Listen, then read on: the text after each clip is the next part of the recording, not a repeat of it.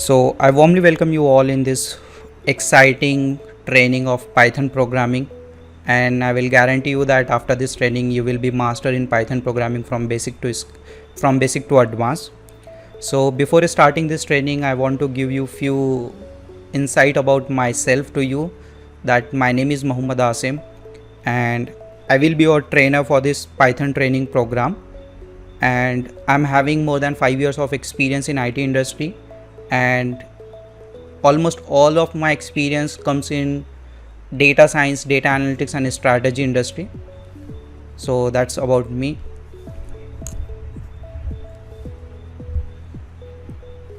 So let's start. So first we will see the agenda, what we are going to cover in this our training program in this today's session. So we will start with Python, basics about Python. Then we will discuss why you should learn and why Python has developed and why every industry is using Python nowadays and why it is called Python. Then the story behind name of Python, we will discuss that. After that we will discuss about applications of Python, where Python can be used and where it being utilized nowadays. After that we will see few insights and some research about Python, and we will then discuss about syllabus, what we are going to cover in our training, then about tools and system configuration to use Python, what type of system configuration we require, so we will cover that part. Then we will see some myths around Python and some reality about Python, and we will conclude with question answer.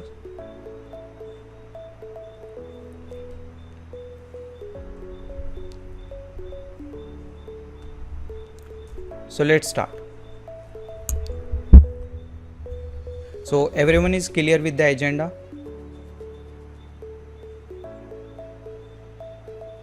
Yes. Okay.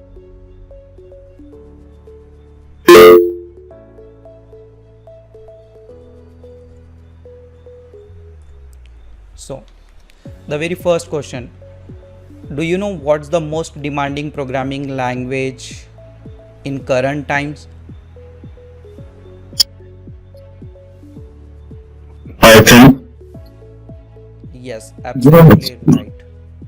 It's none other than Python, because the most recent जो भी आप tools, technology and जो भी high level के अभी अगर आप AI के रिलेट जो भी प्रोडक्ट्स अगर आप सुन रहे हो, सिमिलर टू चैट GPT और artificial intelligence solutions, auto driving cars, या जो भी साइंटिफिक एंड काफ़ी जो भी इसरो लेवल के जो भी ऑपरेशंस हो रहे हैं या स्पेस लेवल के जो भी ऑपरेशंस होते हैं, in those projects Python is highly being used. So Python एक सिंपलर वेबसाइट डेवलपमेंट से लेके एक हाई लेवल सोल्यूशन तक आप पाइथन का यूज़ कर सकते हो. तो that's why Python is all time popular and it's highly being used nowadays. So few basics about Python. Python is a general purpose programming language. It means you can use Python from simple website development to desktop based application, in networking, in graphics, in animation. Everywhere you can use Python programming language, and it is very high level programming language. It means it's very easy to understand for developer. The language which easy for developer, it's known as high level programming language, and the language which is easy for machine, it is called low level programming language. So Python is a high level programming language. It means developer user can easily understand the programming language, and Python is written in C programming language. Entire Python code has been written in C programming language. And एक जो बहुत बड़ा myth है Python के बारे में, जो early या बिगनर्स होते हैं उनको ये लगता है कि पाइथन इज़ वेरी न्यू और फ्रेश प्रोग्रामिंग लैंग्वेज, बट ऐसा नहीं है. Python is very old and you can see Python release हुआ था 20 Feb 1991 में. पाइथन के जो फाउंडर है, the father of Python is Guido van Rossum. आप यहाँ पे देख सकते हो उनकी photo, Guido van Rossum. He is still alive and he is currently working in Microsoft in research team. तो Python programming developed हुई है in 1991 and developed by Vidhu Van Rossum.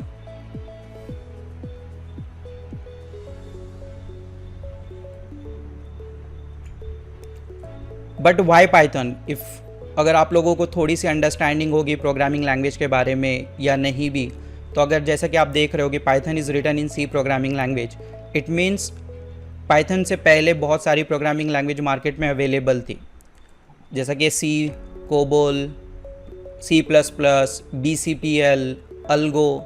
There were few other programming language which was also available before Python.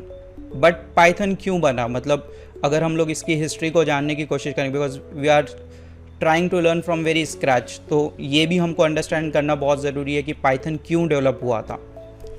Because C++, BCPL, Algo, COBOL, कुछ ये programming थे जो already market में available थे. तो हर product का एक लाइफ साइकिल होता है, हर एक प्रोडक्ट का क्या होता है, एक लाइफ साइकिल होता है. तो हम इसको थोड़ा सा अंडरस्टैंड करते हैं कि प्रोडक्ट का लाइफ साइकिल क्या होता है, देन वी विल कम कि पाइथन क्यों डेवलप हुआ, ताकि आपको क्लियरली अंडरस्टैंड हो जाएगा. लेट्स सपोज मुझे एक घर बनाना है, I want to build one house. So what are the major steps we will perform to build our house? Anyone? First of all, we need to purchase a land. Correct. Then Then after that, bricks are sent. We need to require for this, and iron also. Architect. okay. Architect. And bricks. Mm-hmm.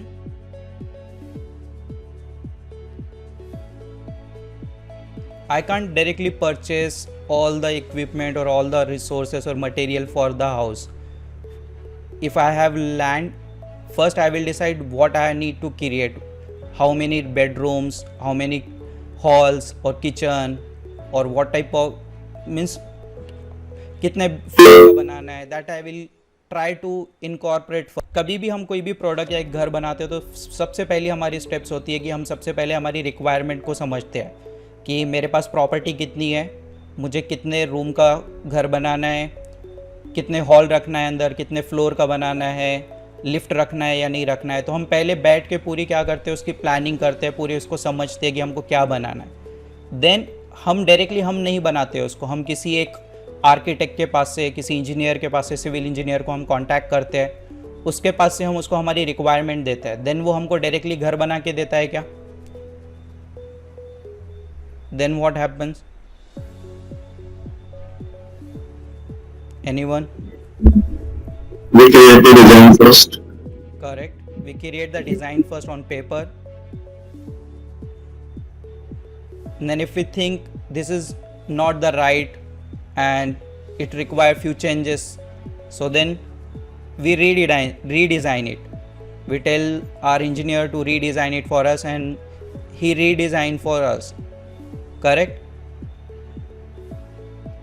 Yeah, yes. उसके बाद फिर हम लोग जो भी उसके लिए हमको मटेरियल लगने वाला है वो हम खरीदते हैं एंड देन हम उसको बनाते हैं. करेक्ट? तो मतलब एक अगर हमको घर बनाना है तो we go through with several steps and then finally हमारा घर बनता है, हमारा होम बनता है. उसी तरीके से सॉफ्टवेयर का भी एक लाइफ साइकिल होता है. कोई भी अगर एप्लीकेशन होती है, जैसे कि अगर आप आपके मोबाइल में भी बहुत सारे एप्लीकेशंस यूज़ करते होंगे, तो वो ऐसे ही नहीं बनी होगी, उसका भी कुछ लाइफ साइकिल हुआ होगा. किसी के दिमाग में पहले कुछ आइडिया आया होगा, देन उसने उसके ऊपर कुछ ब्रेनस्टॉर्मिंग किया होगा. करेक्ट? उसके ऊपर उसने रिक्वायरमेंट गैदर किया होगा एंड फिर उसको डिज़ाइन करके, फिर इमेजिन करके उसको बिल्ड किया होगा, डेवलपर तक वो कन्वे किया होगा कि मुझे ये फीचर्स चाहिए. तो इस तरीके के मॉडल जो सॉफ्टवेयर जो एक लाइफ साइकिल से गो थ्रू करता है, उसको सॉफ्टवेयर डेवलपमेंट लाइफ साइकिल बोला जाता है, SDL बोला जाता है. जिसके अंदर सबसे पहले इनिशियल स्टेप होती है कि we gather all the requirements. हम सोचते हैं कि हमको क्या क्या बनाना है, कौन कौन से फीचर्स हम लोगों को एप्लीकेशन में रखना है. देन एक बार हमने रिक्वायरमेंट लॉक कर दी, then we design that application. मतलब थ्योरेटिकल लेवल पे एक डिज़ाइन डायग्राम के लेवल पे हम फ्लो बनाते हैं. Then if we think it's looking good, then हम उसको डेवलपमेंट फेज़ में लेके जाते हैं. देन एक बार हमारा डेवलपमेंट कंप्लीट होता है तो then we test it with the requirement and with the design के इज़ इट मैचिंग और नॉट विद आर रिक्वायरमेंट और आर डिज़ाइन, है ना। एंड अगर कुछ गड़बड़ होती है देन वी डेवलपमेंट में थोड़े बहुत चेंजेस करते हैं, एंड जब हमारा प्रोडक्ट पूरा कंप्लीट हो जाता है, डेवलप हो जाता है, हम उसको टेस्ट करते हैं, तो देन हम उसको हैंड ओवर करते हैं क्लाइंट को कि बाबा ये हमारा एप्लीकेशन बन गया, हम उसको यूज़ करना डिप्लॉयमेंट करते हैं। And then last we monitor it कि बाबा बराबर से चल रहा है या नहीं चल रहा है, या कुछ इश्यूज़ आ रहे हैं या कुछ प्रॉब्लम आ रहा है, तो then we go through with the monitoring phase which we call as a maintenance phase. So ये एक ट्रेडिशनल सॉफ्टवेयर डेवलपमेंट मॉडल है जिसको लीनियर सॉफ्टवेयर डेवलपमेंट मॉडल भी बोला जाता है, एंड इसको वाटरफॉल मॉडल भी बोला जाता है because it's flow from the top to bottom. ये वाटर के जैसा फॉल होता है, वैसे स्टेप्स इसके वन बाय वन परफॉर्म होते हैं। But do we really work with waterfall model now? Main question is this कि क्या अभी भी हम इस तरीके के इन्वायरमेंट में काम करते हैं कि पहले रिक्वायरमेंट लेंगे, देन डिज़ाइन, फिर डेवलपमेंट? बिकॉज करंट मार्केट और करंट इंडस्ट्री और करंट जो फेज़ है ये बहुत रैपिड एंड फास्ट है। यहाँ पे चेंजेस बहुत फास्टली होते हैं। Let's take example of our mobile apps. एक महीने में मिनिमम एक बार तो हमारी कोई भी मोबाइल की एप्लीकेशन अपडेट्स पे आती है, करेक्ट? मतलब हम इतने फास्टली चेंजेस हो रहे हैं इस चीज़ों में। तो इस टाइम पे ये जो ट्रेडिशनल मॉडल है waterfall model, this will not work in current situation, this will not work. So which model currently we are using as a SDLC model? So that is agile model. That is agile model. Agile means flexible. Agile means flexible means हम इसके अंदर बहुत सारे principal होते हैं agile model के, जिसके अंदर मेन मोटिव होता है कि आप प्लान भी कर रहे हो, डिज़ाइन भी कर रहे हो, डेवलप भी कर रहे हो, टेस्ट भी कर रहे हो, और एप्लीकेशन आपकी चल भी रही है, एंड पैरेलली आप और रिक्वायरमेंट गैदर कर रहे हो और आप फिर से उसको डिज़ाइन कर रहे हो और आप अपडेट कर रहे हो। जैसे अभी करंट हम हमारे एप्लीकेशंस यूज़ में होते हैं, बैकग्राउंड में एक डेवलपमेंट टीम उसको डेवलप करती है, पब्लिश करती है, एंड देन हमारे मोबाइल में हम उसको क्या करते हैं, अपडेट करते हैं एंड देन यूज़ करते हैं। मतलब डेवलपमेंट भी चालू है पैरेलली एंड उसका यूजेज भी चालू है। तो करंट जो इंडस्ट्री में जो सबसे ज़्यादा अभी जो फ्रेमवर्क यूज़ होता है for software development, it is agile, because यहाँ पे क्लाइंट्स के रिक्वायरमेंट बहुत फास्टली चेंज होते हैं, एंड क्योंकि आज के टाइम में टेक्नोलॉजी इतनी फास्ट हो गई है कि जो चेंजेस है वो बहुत फास्टली हम लोगों को अकोमोडेट करना पड़ता है। तो इसलिए अजाइल अभी के करंट इंडस्ट्री के हिसाब से बहुत सूटेबल फ्रेमवर्क है। तो अभी के लिए सारे इंडस्ट्री के अंदर मैक्सिमम कंपनीज अजाइल डेवलपमेंट पे काम करती है। जैसा कि एक एग्जांपल लेते हैं पेटीएम का। आप में से पेटीएम सबसे पहले किसने मतलब सबसे फर्स्ट टाइम आपने कब यूज़ किया था? When you have used Paytm? 2018. 2018. Okay, anyone else? 2019. 2019. Okay, that's great. So what do you think 2018 and 19 का पेटीएम आज का पेटीएम सेम है क्या? No, it's different. You are witnessing के there has been lots of changes and major changes has been done on the Paytm application. Initially when I have used Paytm, the main purpose was to recharge my mobile phone, and I think आप लोगों ने भी उसी के लिए use किया होगा।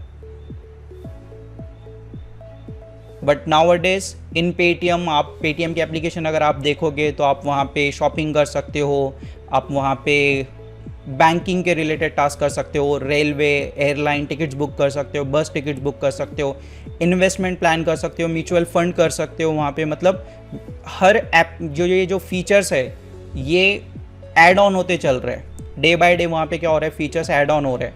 And आपने देखा होगा कि ये सब चेंजेस एक ही टाइम में हुए हैं क्या? मतलब 2019 के बाद तुरंत अभी 2023 में एप्लीकेशन लॉन्च हुआ, या बीच बीच में उनके एप्लीकेशन में चेंजेस हो रहे थे, है ना? मतलब टाइम टू टाइम उनके एप्लीकेशंस में क्या हो रहे थे, चेंजेस हो रहे थे। हम लोग अजाइल फ्रेमवर्क पे काम कर रहे हैं, मतलब उनका डेवलपमेंट चल रहा है पैरेलली बैकग्राउंड में, एंड हम लोग उनका एप्लीकेशन यूज़ कर रहे हैं। जब भी वो कोई कोड को जस्ट डिप्लॉय करते हैं और हमको नोटिफिकेशन आता है कि हमारी एप्लीकेशन अपडेट पे आई है, तो हम अपडेट करते हैं, तो हम रियल जो भी लेटेस्ट वर्जन है वो हम हमारे पास अप एंड रनिंग हो जाता है, एंड हम उसको यूज़ करना स्टार्ट कर देते हैं।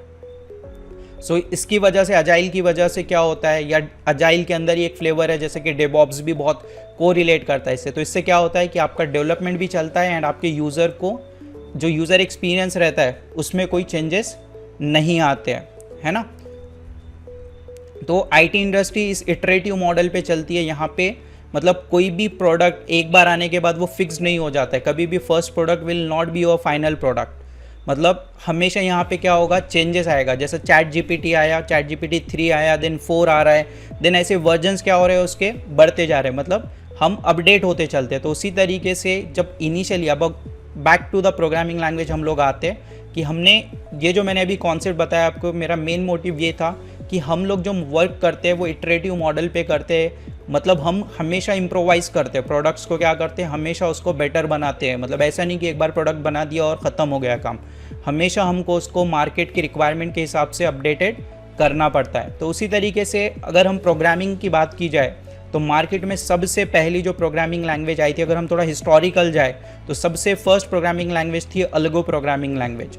एंड इस प्रोग्रामिंग लैंग्वेज को root of all programming language बोला जाता था। एंड ये डेवलप की गई थी, एक इंटरनेशनल ऑर्गेनाइजेशन था in year 1960। It was the first programming language जो कि पब्लिकली डेवलप की गई थी। देन इनको लगा कि अल्गो में कुछ चेंजेस करना चाहिए, इसमें थोड़ा इम्प्रोवाइज़ करना चाहिए। तो अल्गो के बाद एक दूसरी प्रोग्रामिंग लैंग्वेज बनी जिसका नाम था बी प्रोग्रामिंग लैंग्वेज, जिसको केन थॉमसन ने बनाया था 1966 में। उसका और एक अपग्रेडेड वर्जन आया था जिसको BCPL बोला जाता था, बेसिक कंबाइंड प्रोग्रामिंग लैंग्वेज, जिसका फुल फॉर्म होता था, जिसको मार्टिन रिचर्ड ने बनाया था 1970 में। इन्होंने इस प्रोग्रामिंग को बनाया था। इसके बाद ये प्रोग्रामिंग, 3 प्रोग्रामिंग लैंग्वेज बनने के बाद इसके टॉप ऑफ और एक प्रोग्रामिंग लैंग्वेज बनी थी जिसको C प्रोग्रामिंग लैंग्वेज बोला जाता है, एंड जिसको mother of all programming language भी बोला जाता है, बिकॉज ऑलरेडी मार्केट में 3 ऐसी प्रोग्रामिंग लैंग्वेज आ गई थी एंड इनके एक्सपीरियंस के बेस पे C एक बहुत मतलब इफ़ेक्टिव प्रोग्रामिंग लैंग्वेज मार्केट में स्टेबल हो गई थी, जिसको डेनिस रिची ने बनाया था, 1972 में बनाया था। एक इंटरेस्टिंग फैक्ट अगर मैं आपको बताऊं तो ये जो केन थॉमसन है, मार्टिन रिचर्ड है एंड डेनिस रिची है, ये तीनों को फाउंडर है यूनिक्स ऑपरेटिंग सिस्टम के। जिस अगर आप यूनिक्स, लिनक्स ऑपरेटिंग सिस्टम के बारे में जानते हो तो that operating system has been co developed by these 3 folks, Ken Thompson, Martin Richard and Dennis Ritchie. And उसके बाद बिजार स्ट्रॉप्स ने C++ प्रोग्रामिंग लैंग्वेज बनाया था। मार्केट में लगा कि C में भी कुछ कमियां हैं जिसकी वजह से C++ बनाना चाहिए, जो कि 1978 में बना। कोई बताना चाहेगा कि क्या एक मेजर इम्पैक्ट हुआ था C एंड C++ के बीच में? क्या ऐसी मेजर मिस था C में और उसको C++ में कवर किया गया था? एनीवन?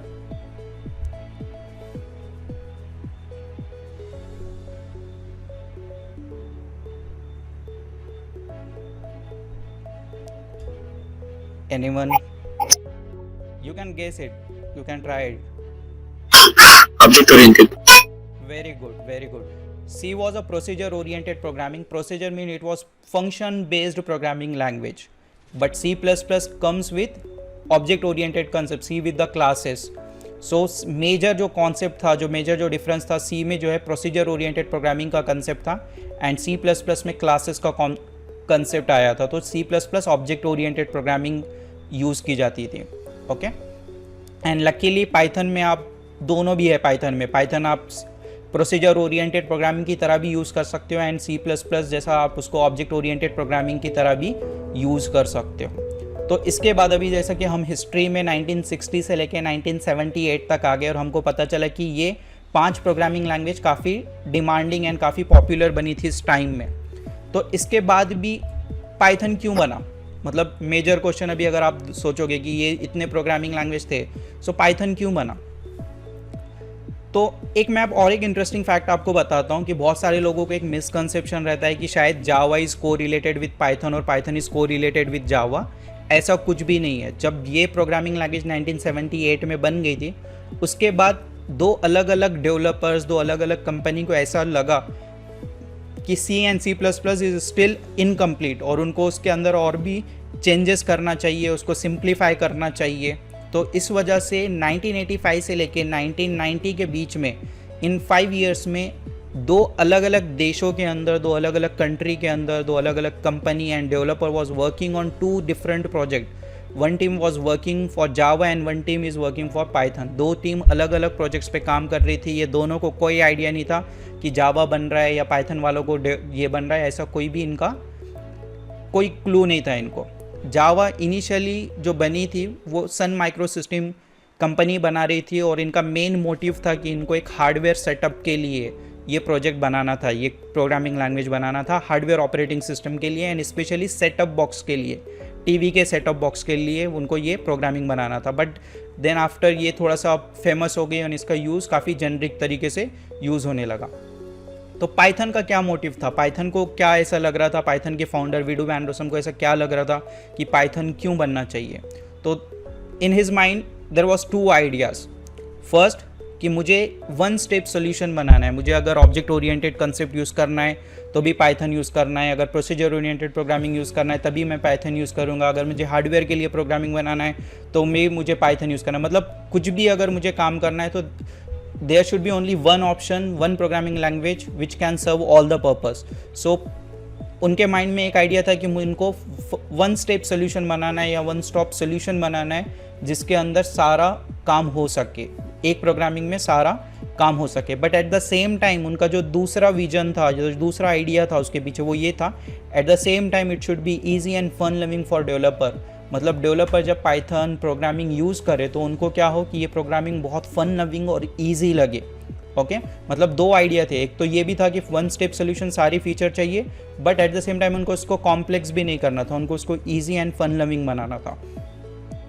तो इस आइडिया के बेस पे, इस कॉन्सेप्ट के बेस पे, इस विजन के बेस पे पाइथन का फर्स्ट वर्जन जो रिलीज़ हुआ था 1991 में पाइथन बना था. एंड ऑफिशियली जो रिलीज़ हुआ था वर्जन 1 नाम से जो रिलीज़ हुआ था वो 1994 में हुआ था. तो आपको अगर आप इंटरनेट पे सर्च करोगे तो आपको ये दोनों नंबर मिलेंगे कि 1991 भी मिलेगा एंड 1994 मिलेगा.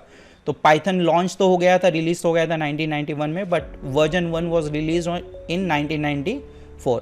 एंड इस वेबसाइट के ऊपर हम थोड़ी देर में ये वेबसाइट पे जाएंगे. यहाँ पे पूरे वर्जन हिस्ट्रीज़ भी यहाँ पे अवेलेबल है कि कब कौन सा वर्जन रिलीज़ हुआ था एंड कौन से वर्जन में क्या नई फीचर ऐड हुई थी. ओके यहाँ तक क्लियर है सबको कि पाइथन क्यों बना था, पाइथन प्रोग्रामिंग लैंग्वेज क्यों बनना चाहती थी, जो फाउंडर थे उनके दिमाग में क्या आइडिया था, क्या इन्विजन किया था उन्होंने पाइथन बनाने के लिए. ओके अब बात करते हैं कि why named as Python. Python को पाइथन क्यों नाम दिया गया. If you search on Google as a Python, so आपको क्या रिकमेंड होता है, क्या आपको क्या इमेजेस आते हैं, कभी आपने देखा है? एनीवन?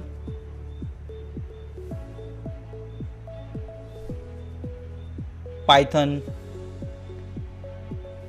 पाइथन एक स्नेक का नाम है, एक सांप का नाम है पाइथन. करेक्ट. सो बट अभी हम बात कर रहे थे थोड़ी देर पहले कि पाइथन तो सिंपल रखना है, फन लविंग रखना है, बट देन अचानक से वाई, मतलब उसके सिंबल में फिर स्नेक कहाँ से आ गया. थोड़ा दिख रहा है आपको, थोड़ा सा कॉन्ट्राडिक्ट हो रही है बात, हो रही है नहीं हो रही है? चाहते तो उसको फन लविंग बनाना है बट उसका सिंबल में रखा है. तो पाइथन फाउंडर, हाँ, तो जो पाइथन का नाम आया ना, यू विल बी सरप्राइज कि पाइथन का नाम एक टीवी चैनल से इनहेरिट किया हुआ है. एक टीवी चैनल पे एक शो आता था, चैनल का नाम था BBC, ब्रिटिश चैनल का एक शो होता था जिसका नाम था Monty flying circus. And it is similar to Kapil Sharma show या इन मराठी चला हवा येऊ द्या, ऐसे जो शो होते हैं ना कॉमेडी, जिस पे स्टेज पे आप आते हो, ऑडियंस रहती है, आप ऑडियंस को थोड़ा सा हंसाते हो, मतलब stand up comedian type of thing था. एक शो था जिसका नाम था मॉन्टी पाइथन और ये उस टाइम पे न्यूली आया था BBC चैनल पे. और जो पाइथन के जो फाउंडर थे विडू वैन रोसम, वो इस शो के बहुत बड़े, मतलब आप बोल सकते हो फैन थे वो इस शो के. और उनको मॉन्टी पाइथन फ्लाइंग सर्कस ये शो बहुत पसंद था. जब भी वो ये शो देखते थे तो उनका टाइम बहुत काफ़ी अच्छे से जाता था. तो वो उनके एक विजन में और एक आइडिया में था कि जब भी कोई मेरी प्रोग्रामिंग लैंग्वेज यूज़ करेगा तो it should be fun loving for them. तो बिकॉज उनका टाइम इस शो पे बहुत फन लविंग जाता था तो उन्होंने इस नाम से पाइथन को अपने प्रोग्रामिंग लैंग्वेज का नाम रखा, कि ये बताया कि मेरा programming language fun loving programming language है, but at the same time it is very dangerous, it is very dangerous. मतलब ये आपके सारे काम करके देंगी, मतलब काफ़ी पावरफुल रहेगी। तो इस नाम के कॉम्बिनेशन के बेस पे पाइथन का नाम पाइथन पड़ा, और पाइथन के नाम में जो है जो सिंबल भी उन्होंने लगाया है कि आप देखोगे कभी एक स्नेक होता है और कभी दो स्नेक होते हैं, तो इस तरीके के स्नेक के कॉम्बिनेशन में पाइथन का जो है लोगो भी डिज़ाइन हुआ था। यहाँ तक सब लोग साथ हैं मेरे? All clear with all? Yes, sir. Okay, so अब बात करते हैं कि पाइथन कहाँ कहाँ यूज़ हो सकता है, पाइथन को आप कहाँ कहाँ पे यूज़ कर सकते हो। तो पाइथन एक सिंपल वेब डेवलपमेंट से लेके आप उसको, मैंने जैसा बोला कि आप AI सोल्यूशन तक, जैसे कि लेटेस्ट चैट GPT टूल है, या बहुत सारे ऐसे टूल्स हैं, मिड जर्नी है, जो आर्टिफिशियल इंटेलिजेंस बेस पे काम करते हैं, तो वो सारे टूल्स कहीं ना कहीं पाइथन बेस्ड है। उनके पीछे पाइथन का यूज़ काफ़ी हैवी तौर पर किया गया है। तो सबसे पहले अगर देखा जाए तो Python, you can be, after learning Python you can be a web developer. आप वेब डेवलपमेंट भी कर सकते हो। वेब डेवलपमेंट में दो पॉपुलर फ्रेमवर्क्स है, फ्लास्क एंड जैंगो। इसमें से कोई भी सीखकर आप क्या कर सकते हो, एक वेब डेवलपमेंट भी आप बन सकते हो। आप डेस्कटॉप बेस्ड एप्लीकेशंस भी बना सकते हो विदाउट इंटरनेट। जो विदाउट इंटरनेट के अगर आपको वर्क करना है कुछ, तो आप वैसे एप्लीकेशन भी बना सकते हो, डेस्कटॉप बेस्ड एप्लीकेशन, जिसके लिए PyQt एंड tkinter फ्रेमवर्क आप यूज़ कर सकते हो। अगर आपको बिग डेटा पे काम करना है, आप में से बहुत सारे लोगों ने नाम सुना होगा, हडूप नाम सुना होगा आपने, है ना? तो हडूप के अंदर स्पार्क यूज़ होता है, तो इस पाइथन यूज़ करके आप हडूप के साथ भी काम कर सकते हो। उसके लिए पाईस्पार्क नाम का एक फ्रेमवर्क है। आप animation, gaming, artificial intelligence, business intelligence, machine learning, deep learning, neural network, data science, robotics and बहुत सारे डोमेन में आप काम कर सकते हो, चीज़ों को सीख सकते हो अगर आपको पाइथन आता है तो मतलब जो फ्यूचर है, जो आर्टिफिशियल इंटेलिजेंस का जो फ्यूचर है, वो सारा फ्यूचर कहीं ना कहीं पूरा पाइथन पे डिपेंडेंट है।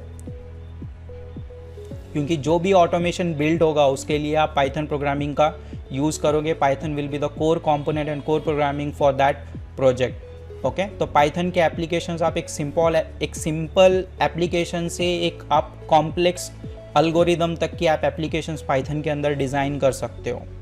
Okay, and the main beauty about Python is Python के अंदर हर चीज़ फ्रेमवर्क के तरह, लाइब्रेरीज की तरह अवेलेबल है। आपको जस्ट उसकी वर्किंग पता होनी चाहिए, आपको ज़्यादा कोड लिखने की ज़रूरत नहीं होती है। तो बहुत बड़े बड़े फ्रेमवर्क्स पाइथन के अंदर आप एक मशीन लर्निंग एल्गोरिदम आप 4 लाइन के कोड में बना सकते हो। इतना सिंपल होता है पाइथन के अंदर। तो पाइथन का यूज़ काफ़ी है। तो अब जैसा कि एक क्वेश्चन आप लोगों के दिमाग में आएगा कि why most of the company shifting to Python environment now. मतलब अगर आप देखोगे पहले पाइथन के उतने वैकेंसीज नहीं होते थे। मैं बात कर रहा हूँ 2010, 2011, 2012, 2013, उतने जितने जावा के डेवलपमेंट के ओपनिंग्स होते थे उस कंपैरेटिवली पाइथन के वैकेंसीज कम होते थे उस टाइम पे। बट सडनली अभी ऐसा क्या हो रहा है कि हर कंपनी पाइथन इन्वायरमेंट की तरफ जाने की कोशिश कर रही है? कोई बताना चाहेगा? एनीवन?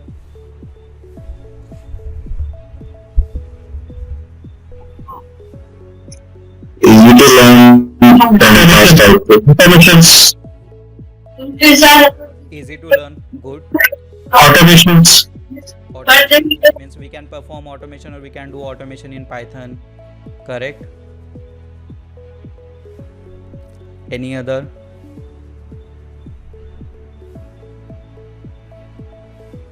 AI.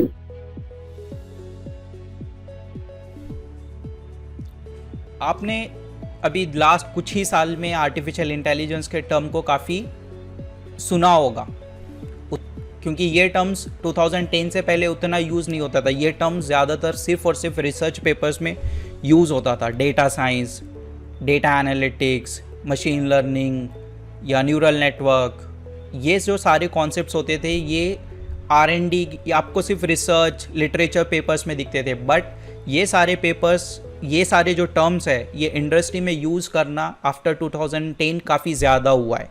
मतलब इसका मेन रीज़न है because we are becoming data driven nowadays. हम लोग क्या बन रहे हैं अभी?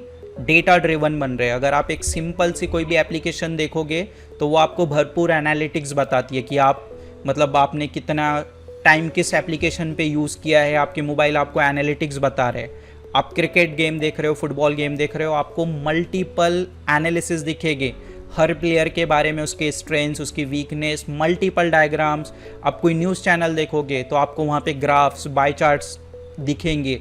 आप कोई भी कॉन्फ्रेंस देखो, आप कोई भी, यहाँ तक कि एक बोर्ड का अगर एक मार्केटिंग बोर्ड का होर्डिंग भी अगर आप देखोगे तो उसमें नंबर्स मेंशन है, मतलब उसमें बताया जा रहा है कि इतना % लोग इफेक्ट हो रहे हैं, उतना % ये हो रहा है, मतलब डेटा ड्रिवन हो रहे हैं हम लोग। क्या हो रहे हैं अभी, डेटा ड्रिवन इन्वायरमेंट में ज़्यादा हम लोग जा रहे हैं। और इसका मेन रीज़न, सबसे बड़ा जो रीज़न है ना, वो one of the main reason है डिजिटाइजेशन। बिकॉज हम डेटा ड्रिवन बनते जा रहे हैं। हम हर दिन पे एक सिंपल सा यूट्यूब का एग्जांपल लेते हैं। अभी अगर हम लोग सब हमारे यूट्यूब ओपन करेंगे तो हमको सेम प्रोफाइल दिखाई देगा क्या? सबको सेम चीज़ें दिखाई देगी क्या हमारे प्रोफाइल में? नहीं दिखाई देगी। तो कैसे दिखाई देगी हम लोगों को? क्या चीज़ के ऊपर दिखाई देगी? According to our preferences, it will show us the data. Correct. It means it will analyze user's data, user preferences in past, what he has searched on the website or on YouTube, and according to that data they will recommend you the content. So इसमें main advantage किसका होता है? Company का होगा क्या आपका होगा?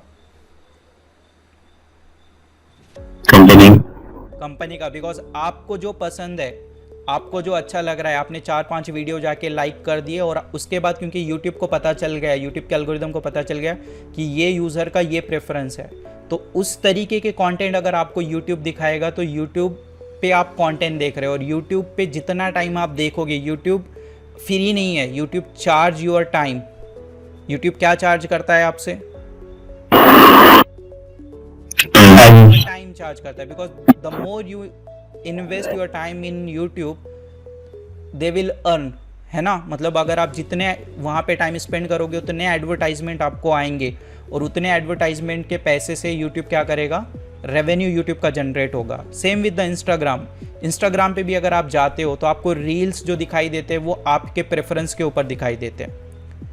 It means YouTube, Instagram, Facebook, ये जो सारे सोशल मीडिया प्लेटफॉर्म है, ये सारा आपका डेटा एनालाइज करते हैं और उसी के बाद आपको चीज़ें रिकमेंड करते हैं, जिसकी वजह से यूज़र का जो टाइम ऑन स्पेंड है, जो स्पेंड टाइम है ऑन एप्लीकेशंस, वो इंक्रीज़ होता है। अगर मैं मेरे हिसाब से अगर आपको चीज़ें बताऊंगा तो शायद आप बोर होके बंद कर दोगे, बट अगर आपके प्रेफरेंस की चीज़ें मैं अगर आपको दिखा रहा हूँ तो आपको वो डोपामाइन देता है। डोपामाइन आपका रिलीज़ होता है, केमिकल होता है जो आपका क्या होता है, रिलीज़ होता है और आपको अच्छा लगता है and you spend more time on that application. So इससे बेनिफिट किसको होता है? कंपनी को होता है। यूट्यूब, इंस्टाग्राम क्या होता है, आपका टाइम चार्ज करके आपसे, मतलब आपके थ्रू, कंपनीज के एडवर्टाइजमेंट के थ्रू वो क्या करते हैं, पैसे कमाते हैं। एंड ये चीज़ अगर आप देखोगे तो अगर मेरे पास एक यहाँ पे एक छोटा सा डायग्राम है, यहाँ पे अगर आप देखोगे इसको, internet initially in India is launch in 1990 और 1990 से 2015 के बीच में, अगर लेट सपोज ये जो इमेज है ये पूरा अभी तक हमने जितना डेटा जनरेट किया है वो डेटा यहाँ पे है, तो 1990 से लेके 2015 तक, इट मीन्स इस टाइम फ्रेम के अंदर, इस 25 ईयर्स के अंदर हम लोगों ने collectively less than 5% data generate किया है। कितना डेटा जनरेट किया है? Less than 5%। एंड 2016 से 22 के बीच में हम लोगों ने 95% तक डेटा क्या किया है, जनरेट किया है। मतलब हम लोग इतना इंटरनेट यूज़ कर रहे हैं, हम लोग सर्च कर रहे हैं, मतलब डेटा जनरेट हो रहा है। हम कुछ देख रहे हैं, मतलब हमारी हिस्ट्री के अंदर कुछ डेटा जनरेट हो रहा है। हम कोई इमेज लेके पोस्ट कर रहे हैं, मतलब हम डेटा जनरेट कर रहे हैं। एंड ये सब चीज़ें डिजिटाइजेशन की वजह से क्या होने वाली है, आने वाले टाइम में आपको क्या लगता है, आप डेटा यूज़ करना और डेटा ड्रिवन जो है वो कम होगा क्या बढ़ेगा? क्या लगता है आपको? डेटा की जो डिमांड है, जो डेटा की जो रिक्वायरमेंट है, आने वाले टाइम में डेटा की डिमांड क्या होगी, बढ़ेगी, है ना। अगर आपको एक सिंपल सा कोई प्रोडक्ट भी लेना है तो आप उसके 10-12 रिव्यू देखते हो, यूट्यूब पे जाके सर्च करते हो, देन उस डेटा के बेस पे आप क्या करते हो, डिसीजन लेते हो, करेक्ट। तो because data nowadays are becoming more powerful, और मेरे को अभी एग्जैक्ट याद नहीं है बट किसी एक टॉप MNC की कंपनी ने बोला, CEO ने बोला था कि data is nowadays is being used as a oil, मतलब data is a new oil for the company. Okay, तो कंपनीज डेटा का एज अ ऑयल यूज़ करके बिजनेस को क्या कर रही है, ग्रो कर रही है। इसी को अंडरस्टैंड करते हुए जितने भी टॉप यूनिवर्सिटीज़ है उन सब ने अभी डेटा के रिलेटेड प्रोजेक्ट, और यहाँ तक के मैंने 2014 में डिप्लोमा किया था, 2015 में मेरा डिप्लोमा पास आउट हुआ था। उस टाइम पे डिप्लोमा में पाइथन प्रोग्रामिंग नहीं थी, बट आज के समय में MSBT ने पाइथन प्रोग्रामिंग फाइनल ईयर में रिलीज़ किया। अगर आप में से कोई डिप्लोमा होल्डर हो तो आप बता सकते हो। यहाँ तक के जो हमारा CBSE का पैटर्न होता है उसके अंदर भी Python programming language in class 7 है, अंदर है 7 के अंदर उन्होंने किसको इंक्लूड किया है, को इंक्लूड किया है क्लास 7 में। ओके, बिकॉज उनको पता है कि Python programming is a future oriented programming language और इसका यूज़ फ्यूचर में काफ़ी वाइड एंड ब्रॉड होने वाला है। सो वो लोगों ने, गवर्नमेंट ने, और जितने भी टॉप बड़ी बड़ी यूनिवर्सिटीज़ है, चाहे वो प्राइवेट रहो या गवर्नमेंट एफिलेटेड रहो, उन सब ने पाइथन को उनके कोर्स में रिलीज़ किया है। एंड अगर आप लोगों को पता होगा, अगर आप न्यूज़ ट्रैक करते हो, तो पिछले लास्ट ईयर गवर्नमेंट ने ये बताया था कि गवर्नमेंट के एजुकेशन के अंदर भी अभी प्रोग्रामिंग लैंग्वेजेस रिलीज़ होने वाली है, लॉन्च होने वाली है। Okay, and I will guarantee you कि Python will be there. Okay, Python रहेगी ही रहेगी उसमें। Okay, so Python is the best for data driven language है। पाइथन सिंपल है, मल्टीपल रीजंस है आप पाइथन सीखने के लिए, देयर आर मल्टीपल रीजन।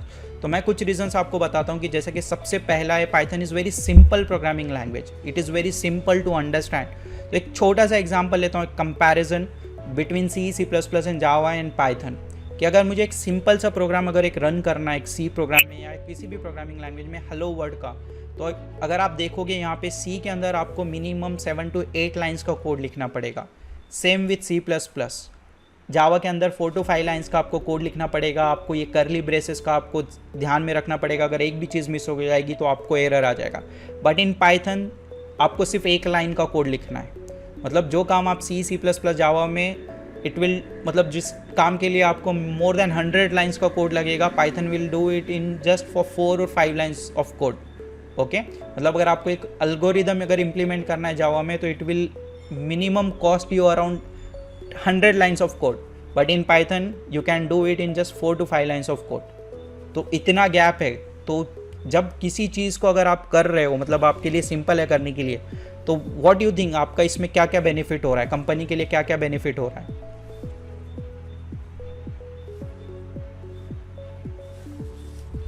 अगर आप कोई चीज़ को कम टाइम टाइम बचेगा, वेरी गुड। उसके बाद it will definitely save your time. Yeah, it will increase efficiency. Exactly, it will increase your efficiency. It will increase your productivity at workplace. And maintenance perspective, अगर कुछ break हो जाता है, कुछ अगर प्रॉब्लम आता है, तो it will very easy for you to resolve that issue because it is very easy and simple to understand. Correct? And अगर आप किसी चीज़ को आपको करने के लिए कम टाइम लग रहा है, इट मीन्स कि आपका कॉस्ट भी जो है वहाँ पे कटिंग हो रहा है, आपका कॉस्ट भी कम लग रहा है आपको। यस और नो?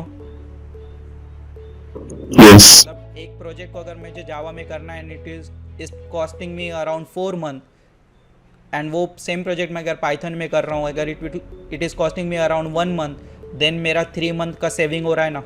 यस और no?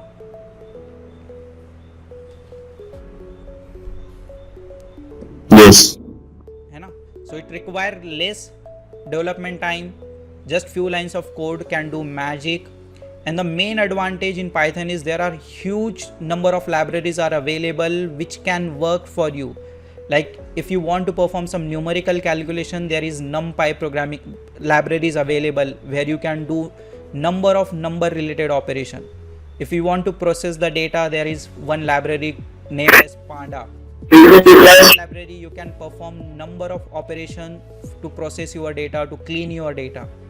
There is a library Matplotlib and Seaborn library where you can visualize your data in just 3 or 4 lines of code. There is one library called sklearn where you can implement complex machine learning algorithm within 5 lines of code. There are library TensorFlow, Keras, where you can implement deep learning neural networks algorithm in just 10 lines of code. There is a library called PySpark, where you can connect with Hadoop database system, and extract and process the data in minimum lines of code. And biggest advantage इसके, आपके पास broader community है. मतलब अगर आप किसी चीज़ में फंस जाते हो तो आप सिंपली गूगल पे कोड को सर्च कर सकते हो एंड आपको वो कोड का आंसर मिल सकता है, because lots of users are using Python. Then Python is open source and free. Python के लिए आपको कोई भी आपको चार्ज देने की ज़रूरत नहीं होती है. It's absolutely available at zero cost. आप सिंपली पाइथन की वेबसाइट पे जाके वहाँ से आप पाइथन को क्या कर सकते हो, डाउनलोड कर सकते हो. There are huge number of projects are publicly available on GitHub and Kaggle for your reference for data analytics, data science, machine learning related stuff. So ये बहुत सारे रीज़न है जिसकी वजह से आप Python सीख सकते हो, and Python is the best programming language. Again, simplicity is one of the main important aspect which we need to consider. Then अगर हम पॉपुलैरिटी की बात की जाए तो मैंने अभी यहाँ पे कुछ एक रेफरेंस लिया है स्टैक ओवरफ्लो से, जो कि सबसे ज़्यादा यूज़ की जाने वाली वेबसाइट है बाय डेवलपर्स. तो एज़ पर दैट अगर आप देखोगे, मैंने 2021 का नंबर यहाँ पे मेंशन किया है, तो जिसके अंदर अगर आप देखोगे तो प्रोग्रामिंग लैंग्वेज में अगर आप देखोगे, because Java script and HTML use for web designing purpose. SQL is a database database scripting language. अगर आप प्रोग्रामिंग लैंग्वेज की बात देखोगे तो Python is number 1 in programming language. ये रैंक में आपको नंबर 4 पे दिखेगा, बट प्रोग्रामिंग कॉन्टेक्स्ट के अंदर आपको पाइथन नंबर 1 पे दिखेगा. एंड 21 में इनका परसेंटेज रेशो था 41.7. एंड अगर आप 22 का देखोगे अगर अभी, तो आपको 22 में ये नंबर इंक्रीज होता हुआ दिखेगा. ओके, तो मतलब पॉपुलैरिटी एंड इसका यूजेज जो है वो इंक्रीज हो रहा है. मैं इसके रेफरेंस लिंक्स भी आपको शेयर कर दूंगा, आप इसको देख सकते हो ये सारे लिंक्स को. And as per Stack Overflow जो यूज़र एंड यूजेज जो उसका बेस है over the period of time Python का लीनियरली इंक्रीज हुआ है. मतलब कंटिन्यूसली जो पाइथन का जो डेवलपर बेस है, जो यूज़र बेस है, वो इंक्रीज हो रहा है, और वो भी एकदम लीनियर वे में. Okay, so why should you learn Python? क्या लग रहा है आप लोगों को अभी तक के इतने सेशन में आप लोगों को क्या अंडरस्टैंड हुआ? Why should you learn Python? For better opportunities.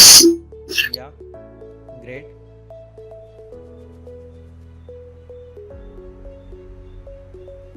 Apart from better opportunity, Easy program. easy programming. Great.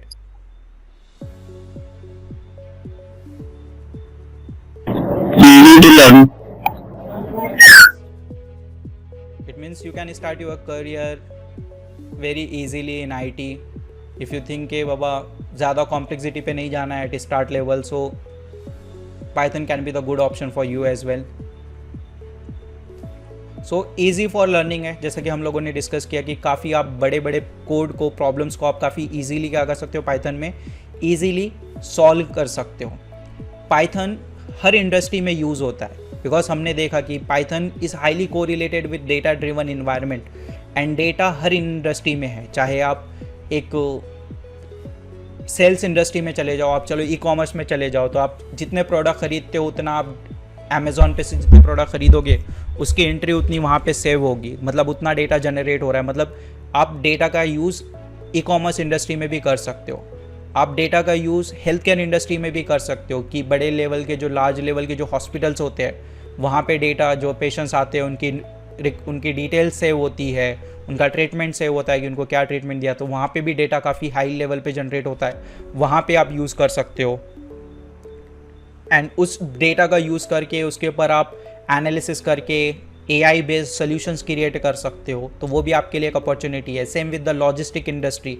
Logistic में भी क्या होता है कि आप काफ़ी हाई लेवल पे आपका डेटा, जैसा कि आप देखते होगे, आपने कोई प्रोडक्ट ऑर्डर किया तो एक प्रोडक्ट के लिए मिनिमम 5 to 6 एंट्रीज होती है कि प्रोडक्ट कब शिप हुआ, कहाँ पे है अभी कहाँ से निकला, अभी क्या स्टेटस है उसका, कब डिलीवर होगा, है ना। मल्टीपल डेटा पॉइंट्स आपके क्या होते हैं, एक डिलीवरी के साथ क्रिएट होते हैं, एक कुरियर के साथ क्रिएट होते हैं। तो वहाँ पे भी डेटा की अपॉर्चुनिटी बहुत ज़्यादा होती है।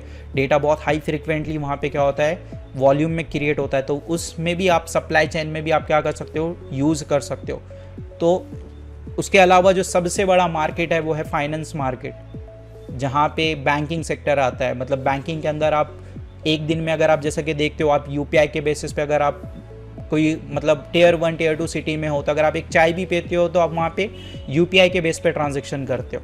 किसके बेसिस पे ट्रांजेक्शन करते हो, यूपीआई के बेस पे। एंड जितना आप ट्रांजेक्शन करोगे उतना डेटा क्या होता है, जनरेट होता है। तो डेटा फ्यूचर ओरिएंटेड, मतलब आगे चल के डेटा जनरेट होगा ही, बिकॉज अभी कंप्लीट 100% हमारी पॉपुलेशन मोबाइल का यूज़ नहीं करती और वो डिजिटल चीज़ों का यूज़ नहीं करती। बट आने वाले समय में डिजिटाइजेशन काफ़ी पीक पे रहेगा और उस टाइम पे इस प्रोग्रामिंग लैंग्वेज का जो क्रेज़ है वो काफ़ी बढ़ता रहेगा। And again Python high demand है मार्केट में, पाइथन डेवलपर्स की काफ़ी ज़्यादा डिमांड है। सो ये काफ़ी आपके लिए एक अपॉर्चुनिटी क्रिएट कर सकता है। पाइथन की कम्युनिटी जो है वो लार्ज कम्युनिटी है, चाहे आपको लाइब्रेरीज हो, रिसोर्सेस हो, डेवलपर्स हो, ये काफ़ी ज़्यादा अवेलेबल हो, तो आपको सपोर्ट काफ़ी ईजिली मिल जाता है। देन जैसा कि हमने बोला कि data science, machine learning, AI, again ये हॉट टॉपिक रहने वाले फ्यूचर का, तो इनमें ही पाइथन सबसे ज़्यादा यूज़ होता है। तो ये भी आपके लिए एक अच्छी अपॉर्चुनिटी हो सकती है। देन वेब डेवलपमेंट, अगर आपको वेबसाइट बनाना है या एक ऑटोमेशन टूल बनाना है जिसके थ्रू आप वेबसाइट बना सकते हो, जैसा अभी आपने देखा होगा wix.com है, जिसके अंदर आप सिर्फ ड्रैग एंड ड्रॉप करके आप एक वेबसाइट क्रिएट कर सकते हो। तो उस ऑटोमेशन टूल को क्रिएट करने के लिए भी आप पाइथन का यूज़ कर सकते हो। ओके, एंड पाइथन के वेब डेवलपमेंट के लिए Django and Flask are the most powerful tools are available in Python. उसके बाद आप ऑटोमेशन में यूज़ कर सकते हो पाइथन का। अगर आप कुछ रिपीटेटिव टास्क करते हो, आप अगर एक्सेल यूज़ करते हो या कुछ ऐसे टूल्स यूज़ करते हो, तो वो सारे टूल्स को आप क्या कर सकते हो, ऑटोमेट कर सकते हो पाइथन के कोड के अंदर। एंड अगेन पाइथन के अंदर आप क्रॉस प्लेटफॉर्म, आपको कंपैटिबिलिटी भी अवेलेबल है। मतलब अगर आपका एक कोई ऑलरेडी कोड है, सर्वर पे कोई कोड है जो PHP में बनाया हुआ है, और अभी आप कोई एप्लीकेशन बना रहे हो पाइथन में बनाना चाहते हो, तो आप यू कैन डू दैट। मतलब एक पाइथन आपकी प्रोग्रामिंग लैंग्वेज दूसरी प्रोग्रामिंग लैंग्वेज के साथ भी कम्युनिकेट होती है। इसके बीच के अंदर हम लोग JSON and XML format use करते हैं। तो ये भी क्रॉस प्लेटफॉर्म कंपैटिबिलिटी पाइथन के अंदर अवेलेबल है। मतलब बहुत सारी कंपनीज ऐसे हैं जो लोग ने पहले जो एप्लीकेशन डिज़ाइन किया था सर्वर के लिए, तो वो अलग प्रोग्रामिंग में बनाया था, बट आज अगर वो वेबसाइट बना रहे पाइथन में, तो वो एग्जिस्टिंग कोड के साथ, एग्जिस्टिंग जो कोड क्रिएटेड है उसके साथ आप इजीली क्या कर सकते हो, वर्क कर सकते हो। तो ये भी फीचर पाइथन के अंदर अवेलेबल है and it is one of the most important feature available in Python. तो ऐसे नंबर ऑफ एग्जाम्पल्स है। स्केलेबिलिटी, अगेन अगर आप लार्जर लेवल की स्किल बना रहे हो, जैसा भी आप चैट जीपीटी का ही एग्जांपल ले लो कि चैट जीपीटी जब आप कोई कोड वहाँ पे रन करते हो, कोई एक्शन आप देते हो चैट जीपीटी को, तो वो थाउजेंड्स ऑफ डेटा को, मतलब थाउजेंड नहीं, मतलब lakhs of data, millions billions of data को वो प्रोसेस करके आपके डेटा को आपको रिजल्ट प्रोड्यूस करता है। तो उस तरीके के एप्लीकेशन में, लार्ज लेवल के एप्लीकेशंस में आप पाइथन का यूज़ काफ़ी इजीली कर सकते हो।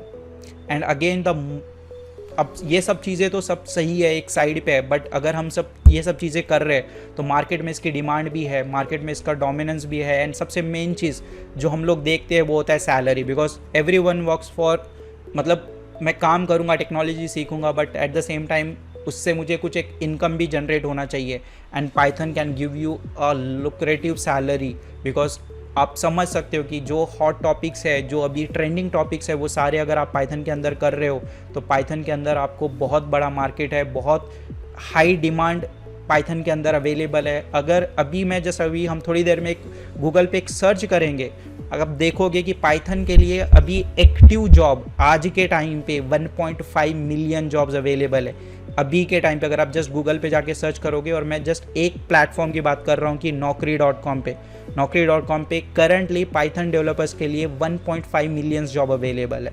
Okay, and Python can give you, अब देखो जॉब भी जो होता है it very subjective, the job salary is very subjective, it depends on your skill set, it depends on the company where you are applying. And मतलब ये दो चीज़ों पे हाईली डिपेंड करता है कि आपके स्किल सेट क्या है एंड आप कौन सी कंपनी में अप्लाई कर रहे हो। बट अगर मैं एक एंट्री लेवल पाइथन डेवलपर की बात करूँ, एक एवरेज नंबर भी अगर मैं निकाल के आपको बताऊँ, तो it is minimum between 5 lakhs to 7 lakhs। अगर आप डेटा एनालिस्ट बनना चाहते हो एंड अगर आपके पास पाइथन के स्किल्स है, अगर आप डेटा एनालिस्ट बनते हो तो you will minimum get between 6 to 8 lakhs of package. Machine learning developers minimum can get between 8 to 10 lakhs. And अगर आप थोड़ा लीड की बात कर रहे हो तो it will minimum give you between 10 to 15 lakhs of package easily. Okay, तो मार्केट में डोमिनेंस काफ़ी ज़्यादा है. मैंने यहाँ पे एक स्नैप ऐड किया है, जस्ट आज ही का ये स्नैप है. अगर आप देखोगे तो 1,53,000 jobs are available, job openings are available on naukri.com. सिर्फ मैंने यहाँ पे नौकरी का डेटा यहाँ पे क्या किया है, शो किया है. ओके, अगर आप अदर प्लेटफॉर्म पे जाके लिंक्डइन पे भी जाके देखोगे तो यू विल गेट कि there are lots of opportunities are available in Python development. Okay, so क्या लगता है पाइथन सीखना चाहिए या नहीं सीखना चाहिए?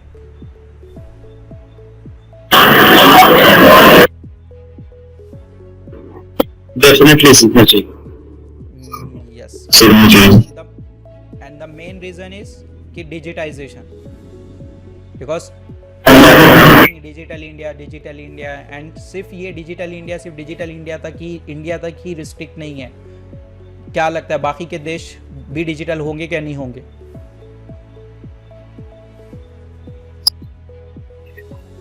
Yes, it will be.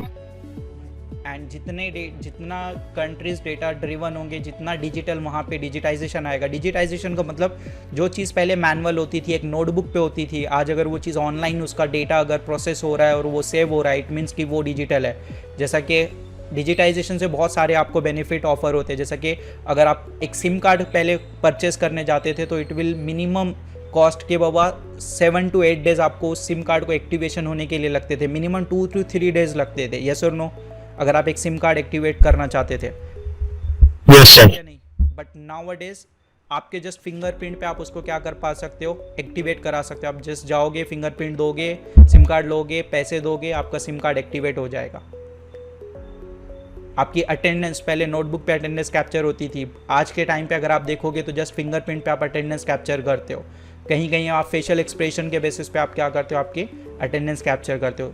The useful digitisation is UPI transaction. पहले हम लोगों को अगर किसी को पैसे ट्रांसफ़र करना होता था तो हम लोग को बैंक में जाना पड़ता था, रिसिप्ट भरना पड़ता था, गारंटी नहीं रहती थी कि अरे मैंने नंबर बराबर से लिखा है या नहीं लिखा है, मैंने 0 को 8 तो नहीं बना दिया, 5 को 6 तो नहीं कर दिया. होता था क्या नहीं होता था?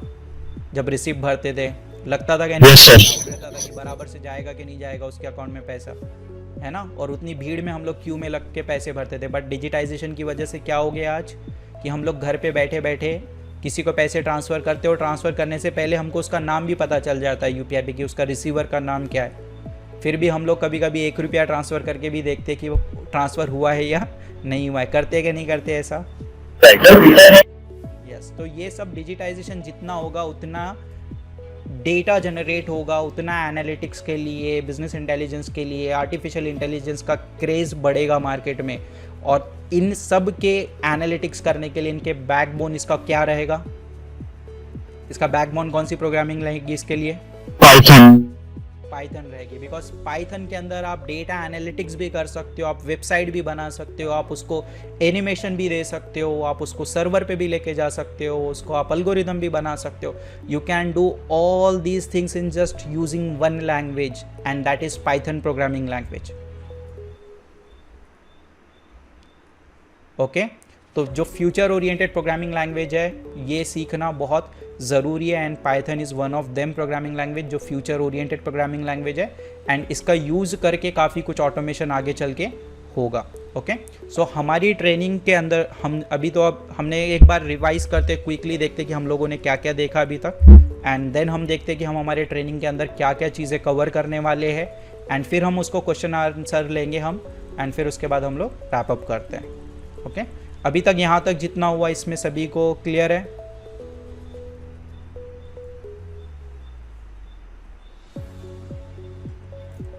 यस. ओके, सो हमने देखा था कि Python is 100% most demanded programming language. Because हम लोगों ने चैट जीपीटी सबने नाम सुना है अभी. एंड चैट जीपीटी जैसे हज़ारों टूल्स जो AI बेस्ड टूल्स है ये सब यूजिंग पाइथन डेवलप हो रहे हैं. So 100% Python is a future oriented programming language. Python एक जनरल पर्पस प्रोग्रामिंग लैंग्वेज है, इजी टू अंडरस्टैंड है for user. Python is written in C programming language. फिर हमने देखा था कि पाइथन जो है 1990 में बना है, ऐसा नहीं कि अभी बना है और कोई नई प्रोग्रामिंग लैंग्वेज है। पाइथन के फाउंडर का नाम है वीडू वैन रोसम, जो कि अलाइव है एंड माइक्रोसॉफ्ट में अभी वो जॉब करते हैं, माइक्रोसॉफ्ट में एक रिसर्च टीम को मैनेज करते हैं। और पाइथन से पहले काफ़ी सारे प्रोग्रामिंग लैंग्वेज थे, बट हमने देखा कि हर प्रोडक्ट जो है हर टाइम के बाद उसको कुछ ना कुछ अपग्रेड होना पड़ता है, अपडेट होना पड़ता है। एंड हमने देखा था कि करंट मार्केट में अजाइल जैसा फ्रेमवर्क यूज़ होता है, जिसके यूज़ से कंटिन्यूअस इंप्रूवमेंट होता है प्रोडक्ट में, एंड प्रोडक्ट कंटिन्यूअस रिलीज़ भी होता है, डेवलपमेंट भी होता है, एंड उसका रिलीज़ भी होता रहता है। फिर हमने हिस्ट्री देखा था, समझा कि सबसे पहली प्रोग्रामिंग लैंग्वेज जो थी वो अल्गो थी, जिसको root of all programming language बोला जाता है। उसके बाद बी थी, BCPL थी, सी जिसको mother of all programming language बोला जाता है, बिकॉज ये पॉपुलर और रिलायबल थी उस टाइम पे। उसके बाद C++ आया। उसके बाद दो अलग अलग देशों में जावा एंड पाइथन डेवलपमेंट हो रहा था। जावा डेवलप हो रहा था एक सेटअप बॉक्स के लिए, और पाइथन एक जनरल प्रोग्रामिंग के लिए डेवलप हो रहा था। जो पाइथन के जो फाउंडर थे उनका मेन विजन था कि उनको एक ऐसी प्रोग्रामिंग लैंग्वेज बनाना था जिसका यूज़ करके वन स्टेप सोल्यूशन हो and easy and fun loving programming language हो। तो ये उनका मेन कॉन्सेप्ट था। उस कॉन्सेप्ट को उन्होंने कैरी फॉरवर्ड करके पाइथन को रिलीज़ किया, पाइथन को बनाया प्रोग्रामिंग लैंग्वेज को। नाम उन्होंने एक शो से इनहेरिट किया जो कि एक कॉमेडी शो था जिसका नाम था मोंटी पाइथन फ्लाइंग सर्कस, क्योंकि जो वीडू वैन रोसम थे वो पाइथन के काफ़ी फैन थे। ओके, उसके बाद अभी कंपनीज डेटा ड्रिवन एनवायरनमेंट पे क्यों शिफ्ट हो रही है, क्यों बड़े बड़े टॉप जायंट MNCs यूज़ कर रही है, बिकॉज हम लोग अभी डेटा इन्वायरमेंट की तरफ ज़्यादा मूव हुए हैं। हम लोग वेब 3.0 में जी रहे हैं, मतलब पर्सनलाइज वेब के अंदर हम लोग अभी है। तो पर्सनलाइज वेब के अंदर डेटा का बहुत ज़्यादा प्रेफरेंस होता है और बहुत ज़्यादा इसके अंदर यूज़ होता है। बड़ी बड़ी जो यूनिवर्सिटीज़ है उन्होंने पाइथन को मैंडेटरी उनके सिलेबस में रखा है। यहाँ तक कि गवर्नमेंट ऑफ इंडिया ने भी जो पाइथन है वो CBSE के पैटर्न में रखा है। अभी वो 7th के अंदर अवेलेबल है, आप लोग चेक भी कर सकते हो। उसके बाद बहुत सारे डिप्लोमा इंजीनियरिंग इसके अंदर बहुत सारे असेसमेंट क्या है पाइथन के अंदर अवेलेबल है। पाइथन सिंपल है, इजी टू अंडरस्टैंड है, आप डेवलपमेंट काफ़ी फास्ट कर सकते हो पाइथन का। एक क्विक एग्जांपल देखा था हमने कि पाइथन क्यों सिंपल है और किस तरीके से सिंपल है वो समझने के लिए। फिर हमने कुछ ट्रेंड देखा था, कुछ नंबर्स देखा था यूजिंग स्टैक ओवरफ्लो वेबसाइट, जो कि IT के फोक्स सबसे ज़्यादा यूज़ करते हैं प्रोग्रामिंग ये website.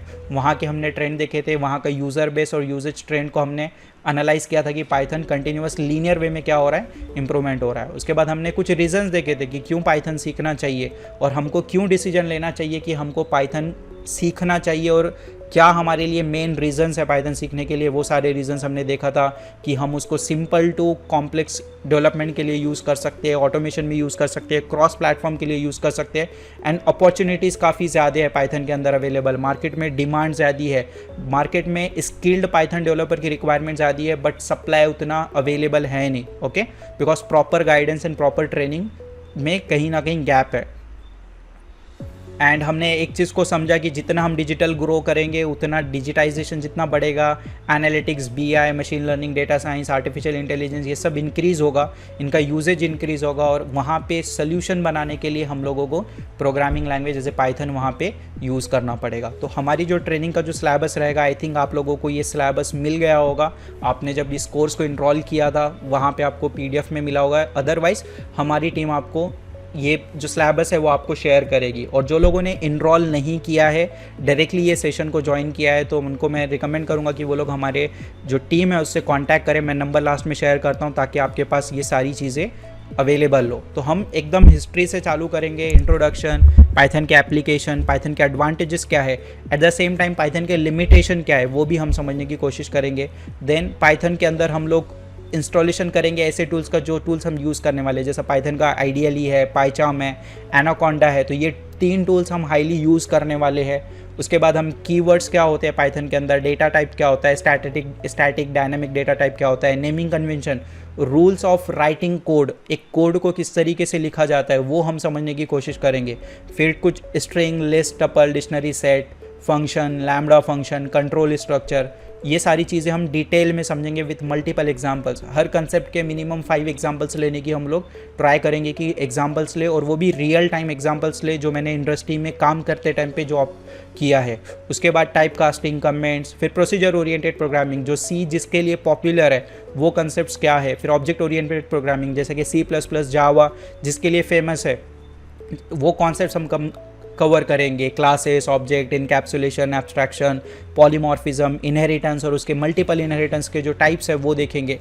Exception handling, multi threading, date के रिलेटेड ऑपरेशन, इटरेटर। फिर हम लोग पाइथन के कोड को डेटाबेस के साथ कनेक्ट करेंगे कि कैसा हम डेटाबेस से डेटा लेंगे पाइथन के कोड के अंदर। अगर आप कुछ एनालिटिक्स कर रहे हो, अगर आपको डेटा चाहिए तो ऑब्वियसली डेटा आपका डेटाबेस में अवेलेबल रहेगा, तो आप पाइथन का यूज़ करके डेटा के साथ कैसा कनेक्ट कर सकते हो डेटाबेस के साथ, वो हम देखेंगे। उसके बाद NumPy लाइब्रेरी जिसके बेसिस पे आप न्यूमेरिकल रिलेटेड कैलकुलेशन करोगे। पांडास डेटा प्रोसेसिंग के लिए जो लाइब्रेरी होती है वो यूज़ करेंगे। Matplot and Seaborn are data visualisation library, तो हम ये भी लाइब्रेरीज कवर करेंगे। और इस ट्रेनिंग के अंदर हम मिनिमम 5 प्रोजेक्ट्स पे काम करेंगे। मैं फिर से बोल रहा हूँ मिनिमम 5 प्रोजेक्ट। मैं ट्राई करूँगा कि ये नंबर बढ़ेगा और हम मिनिमम 5 प्रोजेक्ट्स पे काम करेंगे ताकि हम लोगों को प्रोजेक्ट ओरिएंटेड समझ में आए कि हम प्रोजेक्ट किस तरीके से बनाते हैं, क्या लाइफ साइकिल होता है प्रोजेक्ट का, रिक्वायरमेंट कैसा गैदर करेंगे, उसको प्लान कैसा करेंगे, उसको एग्जीक्यूट कैसे करेंगे, मतलब डेवलप कैसे करेंगे, एग्जीक्यूट कैसे करेंगे, और उसको जब हैंड ओवर देंगे क्लाइंट को तो किस तरीके से देंगे उसको, तो वो भी हम चीज़ें समझने की कोशिश करेंगे। फिर इंटरव्यू में जो पाइथन के जो टॉप 30 इंटरव्यू क्वेश्चंस होते हैं जो पूछे जाते हैं वो हम लोग क्या करेंगे, कवर करेंगे। उसके बाद रिज्यूम बिल्डिंग के लिए हमारी टीम आपको स्पेशली गाइड करेगी कि आपको रिज्यूम कैसा बनाना है, क्या चीज़ें आपको रिज्यूम में अवॉइड करना है, क्या ऐसी चीज़ें होती है। देखो रिज्यूम एक आर्ट होता है बनाना, बिकॉज आपसे पहले आपका रिज्यूम कंपनी में जाएगा, तो आपका रिज्यूम किस तरीके से होना चाहिए, किस तरीके से आपका स्क्रीनिंग वहाँ पे पास होना चाहिए, वो चीज़ें हम कवर करेंगे कि रिज्यूम में किस तरीके से स्टैंडर्ड कीवर्ड्स हम लोगों को लिखना है। उसके बाद हम लोग आपको थोड़ा सा एक 8 डेज़ का, एक वीक का टाइम देंगे, और उसके बाद हम लोग आपका मॉक इंटरव्यू हमारी टीम आपका कंडक्ट करेगी, जिसके लिए हम आपको चेक करेंगे कि आपका कौन से कंसेप्ट आपके रह गए या आपको मतलब कहाँ डाउट है। हम लोग जब हमारी ट्रेनिंग चलते रहेगी उसी के साथ साथ हम लोग क्वेश्चन आंसर्स भी करेंगे, डाउट्स भी करेंगे, डाउट क्लास भी लेंगे। बट अगर फिर भी लग रहा है मॉक इंटरव्यू में कि थोड़ा सा कहीं ना कहीं गैप हुआ है तो उसको भी हम लोग क्या करेंगे, रेक्टिफाई करने की कोशिश करेंगे। मॉक इंटरव्यूज़ में आपका बॉडी लैंग्वेज, आपका आई कॉन्टैक्ट, आपका वॉइस, आपकी ये सारी चीज़ों को हम क्या करेंगे, गेज करेंगे, ताकि एक्चुअल इंटरव्यू में ये सारी चीज़ों को आपको प्रॉब्लम ना हो। तो ये सारी चीज़ों की ट्रेनिंग आप लोगों को एकदम बेसिक से ज़ीरो टू एकदम हीरो की जर्नी आपको पाइथन में आपकी होगी। इसके बाद जो टूल्स हम लोग यूज़ करने वाले, जस्ट मैं आपको नाम बता देता हूँ कि हम आइडियली पाइथन का यूज़ करेंगे, नोटपैड भी यूज़ करके देखेंगे, नोटपैड प्लस प्लस भी यूज़ करेंगे, हम सबलाइन टेक्स्ट भी यूज़ कर सकते हैं, विजुअल स्टूडियो भी करेंगे, पाइचार्म यूज़ करेंगे। और पाइचार्म के थ्रू हम, जैसा कि आप लोगों ने गिटहब का नाम सुना होगा, तो गिटहब पे हम हमारा कोड कैसा पुश करते हैं, कैसा कमिट करते हैं, वो भी हम कनेक्टिविटी पाइचार्म के थ्रू बनाएंगे। फिर एनाकोंडा, जुपाइटर जो टूल होता है जो डेटा एनालिटिक्स के लिए, डेटा साइंस एल्गोरिदम्स के लिए यूज़ होता है, तो वो भी टूल्स के अंदर हम क्या करेंगे, प्रोजेक्ट्स को कवर करेंगे।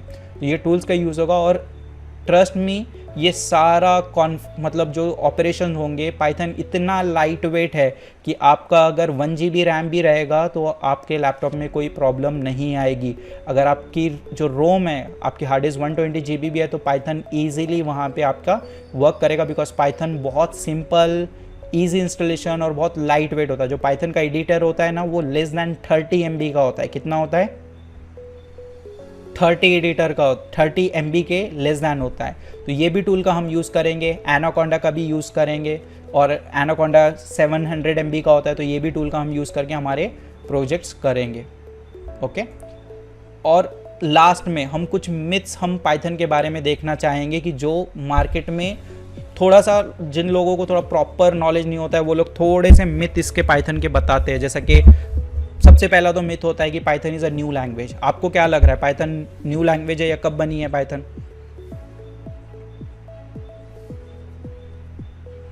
1991। ग्रेट। तो मतलब पाइथन न्यू लैंग्वेज है क्या? नहीं सर। यस, कोई न्यू लैंग्वेज नहीं है, काफ़ी ओल्ड लैंग्वेज है। एंड पाइथन सीखने के लिए आपको C++ जावा सीखने की कोई ज़रूरत नहीं होती। मार्केट में ऐसा ट्रेंड चलता है, बोला जाता है कि C++ Java is a mandatory to learn Python programming. ये बिल्कुल गलत है।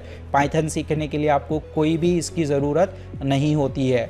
एक पाइथन अपने आप में ही एक कंप्लीट प्रोग्रामिंग लैंग्वेज है। इसके लिए आपको C++ का कोई नॉलेज नहीं रहेगा तो भी चलेगा। आप बड़े आराम से Python as a first language सीख सकते हो। और मैं मेरे वर्किंग एक्सपीरियंस से बोल रहा हूँ, Python should be your first programming language होना चाहिए। ओके, उसके बाद ऐसा बोला जाता है कि no big companies uses Python. ये एकदम गलत है। अगर आप जाके गूगल पे सर्च करोगे जस्ट पाइथन जॉब्स, अगर आप naukri.com, ग्लासडोर अगर आप ओपन करके देखोगे, मॉन्स्टर ओपन करके देखोगे, शाइन ओपन करके देखोगे, तो आपको huge number of vacancies available है बड़े बड़े MNCs के अंदर। फिर होता है कि Python is complex to understand. ऐसा बिल्कुल नहीं है। Python is very easy to understand. आप काफ़ी काम कर सकते हो पाइथन के अंदर बहुत ईजी वे में। बोला जाता है पाइथन इज़ एक्सपेंसिव, जबकि पाइथन एकदम फ्री प्रोग्रामिंग लैंग्वेज है, ओपन सोर्स है, आप उसको डाउनलोड कर सकते हो। एक टर्म मैं आपको बताना चाहता हूँ कि पाइथन ओपन सोर्स लैंग्वेज है, फ्री भी है ना ओपन सोर्स है। कोई बोलना चाहेगा ओपन सोर्स क्या होता है? ओपन सोर्स का मतलब क्या होता है? Everybody can use. करेक्ट, मतलब इट्स फ्री। ओपन सोर्स मतलब आप बोलना चाह रहे हो it's free, but open source is a different word. It means you can download Python's code, you can download Python's code, you can customize it as per your requirement and you can use it. समझ रहे हो? मतलब अगर आपको लग रहा है कि पाइथन में कुछ नई चीज़ें चाहिए तो you can customise its interpreter, its उसका पूरा जो सिस्टम है पाइथन का आप उसको कस्टमाइज कर सकते हो। If you think these features are not required for my developments, आप उन फीचर्स को रिस्ट्रिक्ट कर सकते हो। मतलब कस्टमाइज है। जैसा कि सिंपल सा एग्जांपल लेता हूँ, Android is open source operating system. It means Google ने जिस कोड में एंड्रॉयड को बनाया है वो कोड पब्लिकली अवेलेबल है। एंड ऐप जो वीवो होता है, शाओमी होता है, वन प्लस होता है, मोटरोला होता है, ये सब क्या करते हैं, गूगल के वेबसाइट पे जाते हैं, वहाँ से गूगल का कोड डाउनलोड करते, उसको कस्टमाइज करते और रिलीज़ करते अपने प्रोडक्ट में। समझ रहे हो? आप देखोगे कि अगर आपके पास वर्जन नेम सेम भी है गूगल का, बट आपके UI अलग रहेगा, ओप्पो का, वीवो का UI अलग रहेगा, वन प्लस का UI अलग रहेगा, नथिंग का UI अलग रहेगा, बिकॉज ये लोग ने अपने हिसाब से उसको कस्टमाइज किया है। बिकॉज गूगल ने क्या किया है, गूगल ने जो ऑपरेटिंग सिस्टम है एंड्रॉयड वो फ्री भी रखा है और ओपन सोर्स भी रखा है। तो ओपन सोर्स रखने की वजह से जो ये कंपनीज़ है जो एंड्रॉयड यूज़ करती हैं उनकी कॉस्ट काफ़ी कम हो जाती है। बिकॉज ये लोगों को स्क्रैच से बनाना पड़ता है कि एंड्रॉयड को नहीं बनाना पड़ता है। ये लोग सिर्फ बेसिक कस्टमाइजेशन करते और रिलीज़ करते, तो उनका कॉस्ट काफ़ी कट हो जाता है इसमें। तो गूगल जैसा Android is a open source, वैसे ही गूगल जो पाइथन है वो भी ओपन सोर्स है। तो पाइथन के बहुत सारे वेरिएशन है, जे पाइथन है, उसके बाद एनाकोंडा पाइथन जो भी है वो डेटा एनालिटिक्स के लिए बनाया गया है, आयरन पाइथन है, ऐसे मल्टीपल पाइथन के वेरिएशन है, पाई पाइथन है। मतलब अलग अलग इंडस्ट्री ने अलग अलग हिसाब से उनके क्या किया है, पाइथन को थोड़ा सा कस्टमाइज करके बनाई है। तो हम नॉर्मल जो स्टैंडर्ड पाइथन है वो हमारी ट्रेनिंग में सीखने वाले, हम कोई रिस्ट्रिक्शंस के साथ नहीं सीखने वाले। जो कंप्लीट पाइथन है वो हम लोग सीखेंगे। पाइथन रिस्ट्रिक्टेड है, लिमिटेटिव है, ऐसा कुछ भी नहीं है। पाइथन एकदम आपको काफ़ी अपॉर्चुनिटी देता है कि आप काफ़ी कुछ ऑपरेशंस अंदर कर सकते हो। एंड पाइथन का कोई फुल फॉर्म नहीं है, पहली चीज़, क्योंकि हमने कंसेप्ट समझ दिया है कि पाइथन का नाम एक शो से आया है, इसका कोई फुल फॉर्म नहीं है। तो ये भी लोगों को मिथ होता है, वो अपने आप से कुछ प्रोग्रामिंग कुछ ऐसा फुल फॉर्म बनाते हैं कि P stand for programming, U stand for something, T stand for something, ऐसा कुछ नहीं होता है। कुछ उसका फुल फॉर्म नहीं होता। तो ये कुछ मिथ्स है जो पाइथन के अराउंड है, जो मार्केट में चलते हैं। और उसकी रियलिटी क्या है कि पाइथन डेवलप्ड हुआ है 1991 में। इसका मतलब कि पाइथन न्यू प्रोग्रामिंग नहीं है, ये ओल्ड है। There is no need to learn C++, Java for Python, and it is better but not required and not recommended. अगर आपको नॉलेज है तो ये आपके लिए बेटर है, बट ऐसा कोई रिक्वायरमेंट नहीं है। All big companies use Python, Python is easy, free, and companies are failing to find Python folks. मतलब there is a huge gap between demand and supply for Python developers, and Python can be used for almost everything. आप कुछ भी Python में काम कर सकते हो। Simple web development से आप कॉम्प्लेक्स AI सॉल्यूशंस बना सकते हो, एंड Python का कोई फुल फॉर्म नहीं है। तो ये कुछ रियलिटी है अराउंड Python। ओके, सो ये हमारे Python के ट्रेनिंग का सिलेबस था। एंड इसके साथ साथ हमारी ट्रेनिंग जो होने वाली है पाइथन की, इस ट्रेनिंग के साथ साथ जैसा कि अगर आपने डेमो लेक्चर देखा होगा, डेमो प्रीव्यू वीडियो देखा होगा, तो इसके साथ साथ हम एक और कॉम्प्लीमेंट्री कोर्स आपको ऑफ़र करने वाले हैं जो आपको इंक्लूडेड रहेगा, जिसके अंदर आप जो है रिज्यूम बिल्डिंग कैसा होता है, जिसकी कॉस्ट अराउंड 3000 है मार्केट में, वो कोर्स हम आपको फ्री इसके साथ क्या कर रहे हैं, ऑफर कर रहे हैं। Because resume is one of the essential चीज़ for any person who are applying for job. Because trust में लोग बहुत लाइट लेते हैं रिज्यूम बनाने के लिए, और इसी वजह से उनको जॉब अपॉर्चुनिटीज़ नहीं मिलती है। बट क्योंकि आपके जाने से पहले आपका रिज्यूम वहाँ पे रिक्रूटर के पास रहेगा, तो आपको आपका रिज्यूम बनाना इस तरीके से है कि आपका इफेक्टिव रिज्यूम बने।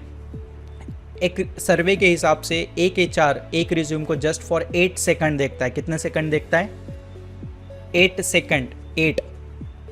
8 सेकंड में वो आपके रिज्यूम को देखता है और बोलता है कि इसको शॉर्ट लिस्ट करना है या नहीं। तो वो 8 सेकंड को किस तरीके से कैप्चर करना है, इस कॉम्प्लीमेंट्री कोर्स के अंदर आपको वो सीखने मिलेगा। प्लस आपको हैंड्स ऑन प्रोजेक्ट्स रहेंगे, 5 प्रोजेक्ट्स मैंने बताया जो कि रियल टाइम वर्ड सिनेरियो के ऊपर हम प्रोजेक्ट करेंगे। And it will definitely add more value in your resume when you say कि बाबा मैंने 5 प्रोजेक्ट्स पे काम किया है। ओके, एंड ऐसे स्किल्स जो जॉब के लिए, इंटरव्यू के लिए रिक्वायर्ड है। एंड मेन फोकस, फिर से मैं बोल रहा हूँ, हमारा मेन फोकस रहेगा आपको स्किलफुल पाइथन आपको सिखाए। मतलब जो भी मार्केट में रिक्वायर्ड है, जो चीज़ों की ज़रूरत है, जो चीज़ें यूज़ होती है, we will be offering and will be focusing on those concept. Okay.